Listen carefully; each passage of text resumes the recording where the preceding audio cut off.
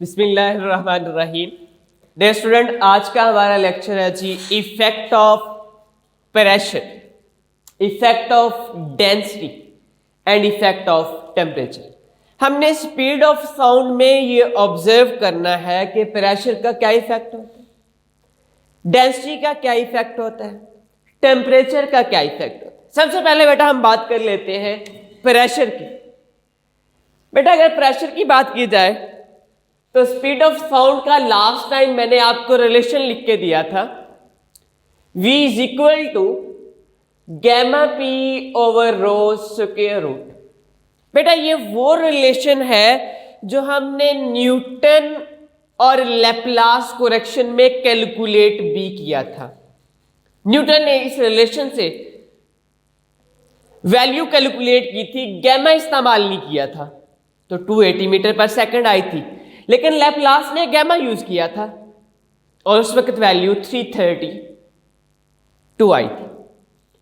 आज कह रहा है कि प्रेशर का क्या इफेक्ट होगा। बेटा अगर गौर से देखा जाए तो ये देखें जी, rho square root V is equal to gamma P square root. बेटा यहां पर प्रेशर और डेंसिटी दोनों एक दूसरे के प्रोपोर्शनल है। अगर प्रेशर इंक्रीज होगा तो डेंसिटी भी इंक्रीज होगी, प्रेशर कम होगा तो डेंसिटी भी कम होगी, तो both are proportional to each other. इसका मतलब यह हुआ कि प्रेशर का स्पीड के ऊपर कोई इफेक्ट नहीं होगा, रिमेन सेम। अगर हम प्रेशर को 2 गुना बढ़ा दें तो डेंसिटी भी 2 गुना बढ़ जाएगी। तब स्पीड ऑफ साउंड पे क्या इफेक्ट होगा, तो बेटा कोई असर नहीं होगा, वो हमेशा बराबर है। तो ये एमसीक्यूज में भी आ जाया करता है, शॉर्ट क्वेश्चन में भी पूछ लिया जाता है। दूसरा है जी इफेक्ट ऑफ डेंसिटी। बेटा डेंसिटी का क्या इफेक्ट होगा। बेटा मैं यही रिलेशन दोबारा राइट करता हूं, according to Laplace correction V is equal to gamma P over rho. अब यहां अगर आप गौर से देखना चाहें तो आपको नजर आएगा कि ये जो स्पीड है और ये जो डेंसिटी है both are inversely proportional to each other. दोनों एक दूसरे के इनवर्स रिलेशन रखती। अगर मजीद मैं इसको रीअरेंज करवाऊं तो ये देखें, वेलोसिटी का स्क्वायर हो जाएगी। तो बेटा यहां इसने हाइड्रोजन का कंपैरिजन करवाया है ऑक्सीजन के साथ। कहते हैं अगर हाइड्रोजन की स्पीड 4 गुना है एज कंपेयर टू हाइड्रोजन, तो बेटा जो हाइड्रोजन की डेंसिटी आएगी वो 16 टाइम होगी एज कंपेयर टू हाइड्रोजन, क्योंकि दोनों एक दूसरे के इनवर्सली प्रोपोर्शनल है। अगर ये 4 है तो ये इसका स्क्वायर 16 हो जाएगा, मतलब inversely proportional to each other है दोनों। तो ये तो है जी इफेक्ट ऑफ डेंसिटी, कि डेंसिटी और स्पीड दोनों एक दूसरे के इनवर्सली प्रोपोर्शनल है। अगर एक बढ़ेगी तो दूसरी कम होगी। अब हम आ जाते हैं बेटा टेम्परेचर की तरफ। अगेन हम लेप्लास का सहारा ही लेंगे एट 0 डिग्री सेंटीग्रेड। अगर हम 0 डिग्री सेंटीग्रेड पर टेम्परेचर लिखना चाहें बेटा तो ये आपके पास क्या आ जाएगा, V naught gamma P over rho square root. Similarly VT पर लिख लें gamma P over rho T square root. इसके लिए क्या लिखेंगे, एट T डिग्री सेंटीग्रेड। ये बेटा स्पीड का 0 डिग्री सेंटीग्रेड पर आपने रिलेशन लिख लिया और स्पीड का मैक्सिमम रिलेशन लिख लिया, T डिग्री सेंटीग्रेड पर लिख लिया। अब आप क्या करना चाहते हैं, रेशो ले ले फाइनल की इनिशियल के लिहाज से। तो क्या लिखेंगे, इसको लेट से बेटा मैं नाम दे देता हूं 1 2 डिवाइडेड इक्वेशन 1 2 को डिवाइड करवा दें। किससे करवाना है, बाय 1। तो बेटा ये आ जाएगा V T over V naught gamma P over rho T square root divided by gamma P over rho naught square root.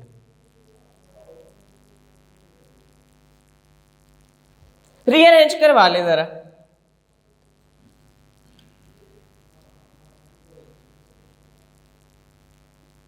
ये वाली टर्म बेटा कैंसिल हो जाएंगी, आपके पास बच जाएगा rho naught over rho T square. Let's say इसको मैं इक्वेशन बेटा एक का नाम दे देता।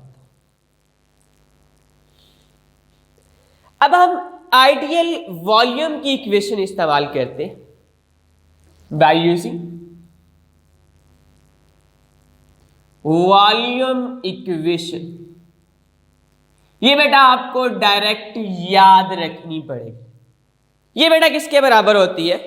जो पीक वॉल्यूम होता है वी टी, ये बेटा वॉल्यूम है V naught 1 plus beta T. यहां बीटा की बेटा एक वैल्यू है और वो फिक्स है। बीटा की वैल्यू यहां बताई गई है 1/273। कोई कांस्टेंट है एक जिसको हम कोफिशिएंट ऑफ वॉल्यूम एक्सपेंशन कह सकते हैं। इस इक्वेशन का बेटा सहारा लेकर ये टर्म्स डिराइव कर ले। हमें पता है बेटा जो डेंसिटी होती है ये होती है मैस पर यूनिट वॉल्यूम। मैं इस इक्वेशन का नाम रख देता हूं पी। डेंसिटी निकालने मीन पोजीशन के ऊपर तो ये आ जाएगा m ओवर वी नॉट। बेटा वी नॉट की वैल्यू क्या आ जाएगी? m over rho naught. इसी तरह अगर मैं पीक टेम्परेचर पे लिखना चाहूं तो बेटा ये आएगी m ओवर वी टी। तो वी टी की वैल्यू क्या आ जाएगी? m over rho T. बेटा ये वॉल्यूम जो पीक टेम्परेचर पर है और वॉल्यूम जो मीन पोजीशन पर है इक्वेशन बी में पुट करें। पुटिंग वैल्यू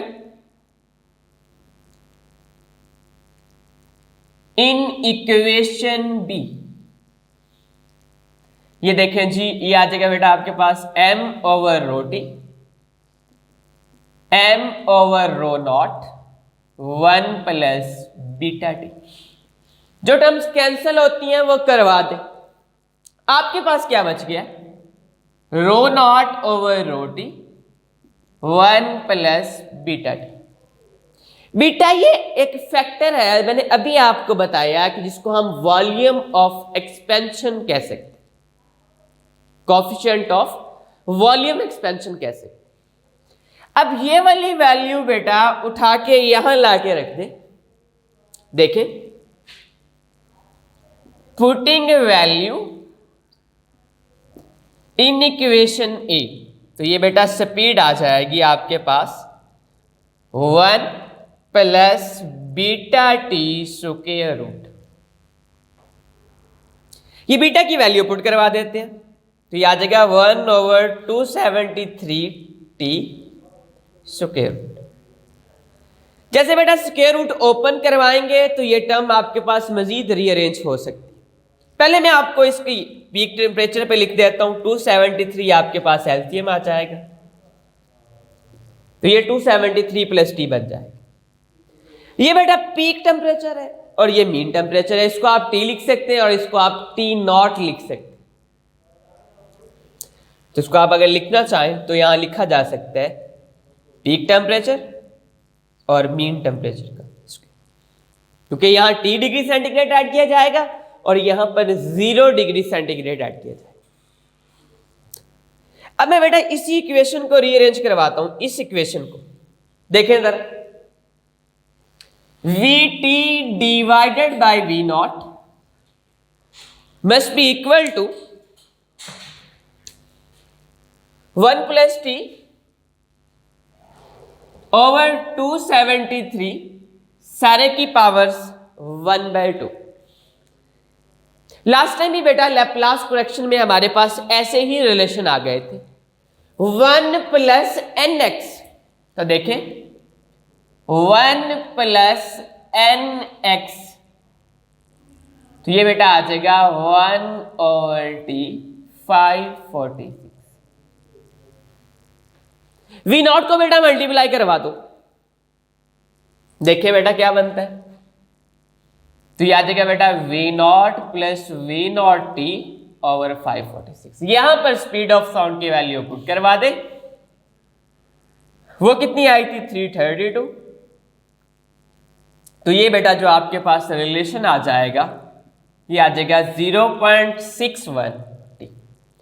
ये बेटा स्पीड है जो मीटर पर सेकंड में होगी, और ये टेम्परेचर है जो डिग्री में होगा। इसको हम 0.61 मीटर पर सेकंड, अगर सेंटीमीटर में लिखना चाहें तो हम बेटा इसको क्या लिखते हैं 61 सेंटीमीटर पर सेकंड। तो अगर आपके पास टेम्परेचर गिवन हो 1 डिग्री के लिए इतनी स्पीड है, 2 हो जाए तो 2 से मल्टीप्लाई करवा देना, 3 डिग्री हो तो 3 से करवा देना, 4 हो तो 4 से करवा देना। टेम्परेचर बढ़ रहा हो वैल्यू बढ़ेगी, टेम्परेचर कम हो रहा हो तो वैल्यू स्पीड की कम हो जाएगी। थैंक यू बेटा, अल्लाह हाफिज़।